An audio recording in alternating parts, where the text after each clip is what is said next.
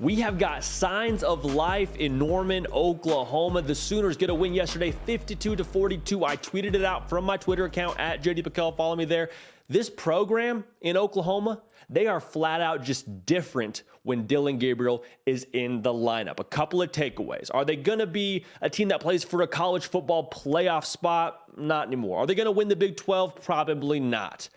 We were wrong on a lot of things preseason about Oklahoma. One thing that we weren't wrong about, though, Dillon Gabriel, he's a dude, and you saw that yesterday. I understand it's Kansas. It's not TCU. It's not Kansas State. Kansas is a lot better than I think a lot of us thought they were going to be going into the year, so I don't want to knock this win. You don't knock any win, especially in the Big 12 Conference.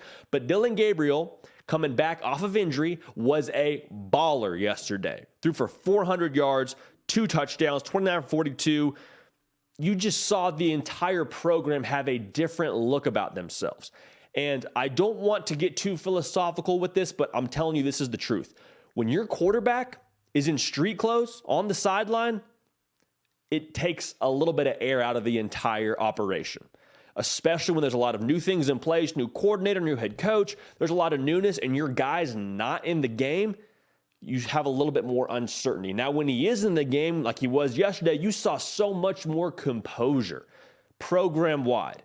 There was much more assertiveness, much more confidence, and you saw a different-looking Oklahoma team than you saw a week ago in the Red River rivalry. Now, some of that's credit to the staff, some of that's credit to Brent Venables and what he did getting this program back right this week.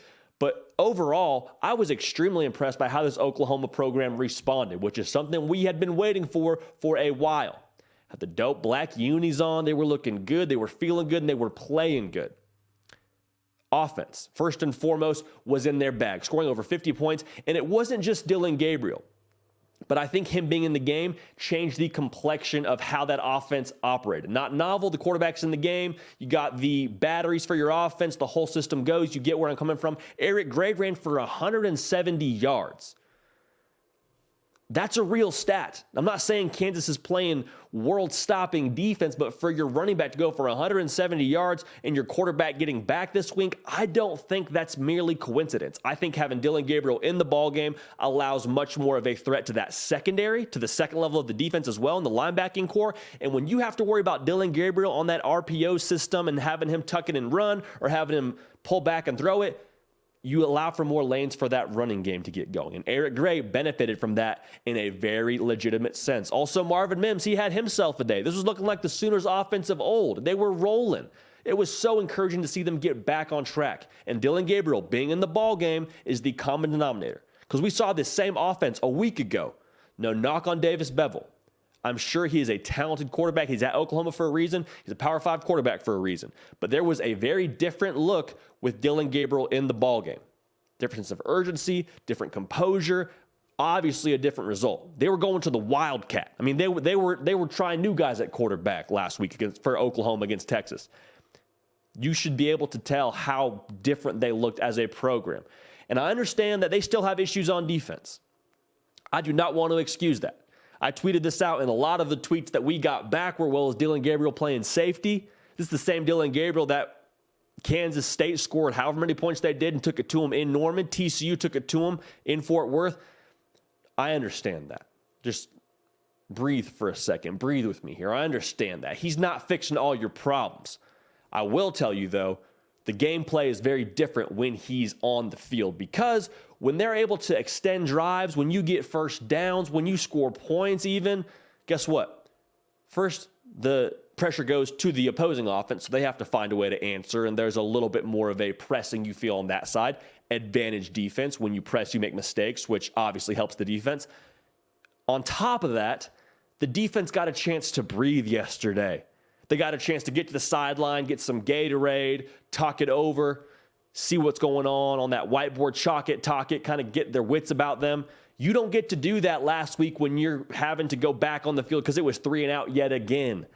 You're trying to get your helmet back off and get some Gatorade, get situated. Well, guess what? You're already back on the field because we're punting, brother. That's how it works when we don't have a quarterback playing well for us, when you don't have the offense moving the ball downfield. So I understand. Still had 42 points scored on you. Kansas playing with a backup quarterback. Now, I understand Jason Bean, still a good quarterback. He was their starter at times last year, so he's not totally a backup caliber kind of guy. but it wasn't QB1 and they still hung 42 on you. Oklahoma, you got issues. This program right now under Brent Venables, it's not what it's going to be likely next year and years to come. But with Dillon Gabriel in the ball game, the program just straight up looks different. So looking forward for Oklahoma, there's signs of life. There's a pulse. That's a good thing. You're 4-3. Get to a bowl game, man. If you can get to a bowl game and salvage some of the things from this season, I think you get a lot more momentum going into next year. You change a lot of the talking points. Ask Texas. Missing a bowl game last year, they had to deal with a lot of the chitter and chatter this offseason. I think Oklahoma would like to avoid that. And the beautiful thing about the Big 12 Conference, anybody can beat anybody. It does not matter the opponent. Fortunately for Oklahoma, they have some winnable games ahead of them. That's not to knock these programs, just based on what the numbers tell us, these games are winnable. You got Iowa State, very winnable. Got West Virginia, very winnable. If you win both those games, your 6 wins, guess what? You're going bowl and break out the pins. Get to a bowl game for Oklahoma. With Dillon Gabriel in the lineup, you have a much better shot at doing that. Straight up, a different program when Dillon Gabriel is dressed and in the ball game for Oklahoma. I'm Jody Pickell. Nick Brake does the heavy lifting. This has been The Hard Count. We are the People's Show. So everything that you know and that you love about college football, well, guess what? It happens here on a daily basis. We're live on Tuesdays, 3 Central, 4 Eastern. Come join us. We're live on Thursdays, 3 Central, 4 Eastern as well. Come join us then. Open up the live chat. We have a good time. We involve you all in the show. You make this whole operation go. So subscribe to the channel so we can get a better gauge of what you want to see, because that's what we do more of. All right? So until then, we're going to keep the party rolling, and we will see y'all next time. Hey y'all, thanks so much for watching. Subscribe to the channel here to make sure you don't miss an episode of The Hard Count. Also be sure to check out other videos on the On3 YouTube channel.